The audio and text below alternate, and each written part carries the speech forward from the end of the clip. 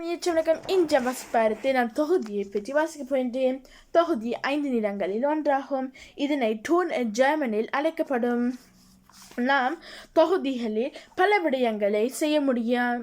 அதில் ஒரு விடயம் நாங்கள் அதன் மூலமாக சில ஓவிய பரீட்சைகள் செய்ய முடியும், கட்டிடங்கள் கட்ட முடியும், அல்லது நாங்கள் சாலைகள் அல்லது ஓடுற பாதைகளும் அதன் மூலமாகவும் சில வேலை கட்டப்படுகின்றது. இது கூடுதலாக நாங்கள் டோனையும் உருவாக்குவதற்கு உதாரணமாக கல்ச்சர் என்று அழைக்கப்படும் அதனையும் நாங்கள் சில வேலை நாங்கள் பாவித்திருக்கிறோம். எனக்கு தொகுதியோடு வேறு செய்வதே மிகவும் பிடித்த ஒரு விடயம் ஆகும். அதோட தொகுதி நிலங்களுக்கும் நிறைய தரம் பாவிக்கப்படும். நிறைய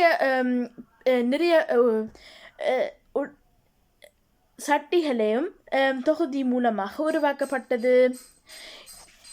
இதுதான் இன்றைய வாசிப்பாரம். உங்களுக்கு பிடிச்சிருந்ததா? அப்போ எனக்கு சொல்லுங்க. நன்றி, வணக்கம்.